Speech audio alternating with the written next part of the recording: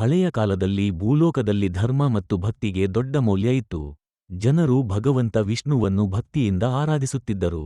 ಅವರಲ್ಲಿ ನಂದನ ಎಂಬ ಬಡ ಆದರೆ ಅತಿ ಶ್ರದ್ಧಾವಂತ ಬ್ರಾಹ್ಮಣನೊಬ್ಬನಿದ್ದ. ಅವನಿಗೆ ಧನವಿಲ್ಲ, ಆಸ್ತಿಯಿಲ್ಲ, ಆದರೆ ಅವನ ಹೃದಯ ತುಂಬಾ ಭಕ್ತಿಯಿಂದ ತುಂಬಿತ್ತು. ನಂದನನು ಪ್ರತಿ ವರ್ಷ ವೈಕುಂಠ ಏಕಾದಶಿಯ ದಿನ ಭಗವಂತ ವಿಷ್ಣುವಿನ ಉಪವಾಸವನ್ನು ನಿಷ್ಠೆಯಿಂದ ಮಾಡುತ್ತಿದ್ದ. ಆ ದಿನ ಅವನು ಬೆಳಗ್ಗೆಯಿಂದಲೇ ಸ್ನಾನ ಮಾಡಿ ತುಳಸಿ ದಳಗಳೊಂದಿಗೆ ವಿಷ್ಣುವಿಗೆ ಪೂಜೆ ಸಲ್ಲಿಸುತ್ತಿದ್ದ. ಅನ್ನ, ನೀರು ಏನನ್ನೂ ಸೇವಿಸದೆ ರಾತ್ರಿಯಿಡೀ ಭಜನೆ, ವಿಷ್ಣು ಸಹಸ್ರನಾಮ ಪಠಣೆ ಮಾಡುತ್ತಿದ್ದ. ಒಮ್ಮೆ ಅವನು ಅನಾರೋಗ್ಯದಿಂದ ಬಳಲುತ್ತಿದ್ದ. ದೇಹ ದುರ್ಬಲವಾಗಿದ್ದರೂ ಕೂಡ ಈ ದೇಹ ನಾಶವಾಗುತ್ತದೆ, ಆದರೆ ಭಕ್ತಿ ಶಾಶ್ವತ ಎಂದು ಯೋಚಿಸಿ ಉಪವಾಸವನ್ನು ಬಿಡಲಿಲ್ಲ. ಅವನ ಶ್ರದ್ಧೆ ಮತ್ತು ನಿಷ್ಠೆಯನ್ನು ಕಂಡು ದೇವತೆಗಳು ಆಶ್ಚರ್ಯಪಟ್ಟರು.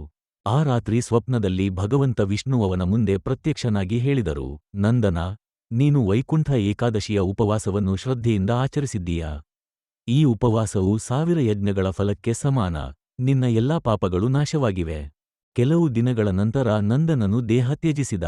ಯಮದೂತರು ಅವನ ಆತ್ಮವನ್ನು ತೆಗೆದುಕೊಂಡು ಹೋಗಲು ಬಂದಾಗ ಆಕಾಶದಿಂದ ವಿಷ್ಣುದೂತರು ಪ್ರತ್ಯಕ್ಷರಾದರು. ಅವರು ಹೇಳಿದರು, ವೈಕುಂಠ ಏಕಾದಶಿಯ ಉಪವಾಸ ಮಾಡಿದ ಭಕ್ತನಿಗೆ ಯಮಲೋಕದ ಅಧಿಕಾರ ಇಲ್ಲ. ಇವನಿಗೆ ನೇರವಾಗಿ ವೈಕುಂಠ ಲೋಕದ ದಾರಿ ತೆರೆದಿದೆ. ನಂದನನ ಆತ್ಮವು ವೈಕುಂಠದ ಬಾಗಿಲುಗಳು ತೆರೆದ ದಿನವೇ ಭಗವಂತನ ಪಾದಗಳನ್ನು ತಲುಪಿತು. ಅಲ್ಲಿ ಅವನು ಶಾಶ್ವತ ಆನಂದವನ್ನು ಅನುಭವಿಸಿದ. ವೈಕುಂಠ ಏಕಾದಶಿಯ ಉಪವಾಸದ ಮಹತ್ವ. ಈ ದಿನ ವಿಷ್ಣು ಲೋಕದ ಬಾಗಿಲುಗಳು ಭಕ್ತರಿಗೆ ತೆರೆಯುತ್ತವೆ. ಉಪವಾಸದಿಂದ ಪಾಪಗಳು ನಾಶವಾಗುತ್ತವೆ, ಮನಸ್ಸಿಗೆ ಶಾಂತಿ, ಆತ್ಮಕ್ಕೆ ಶುದ್ಧತೆ ಲಭಿಸುತ್ತದೆ. ಮೋಕ್ಷವನ್ನು ಪಡೆಯಲು ಈ ಉಪವಾಸ ಸಹಾಯಕ.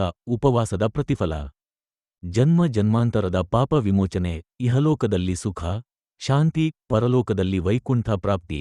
ಭಗವಂತ ವಿಷ್ಣುವಿನ ಕೃಪೆ. ಇದು ವೈಕುಂಠ ಏಕಾದಶಿಯ ಉಪವಾಸದ ಶ್ರೇಷ್ಠತೆ ಮತ್ತು ಅದರ ಮಹಾನ್ ಪ್ರತಿಫಲವನ್ನು ತಿಳಿಸುವ ಪವಿತ್ರ ಕಥೆ.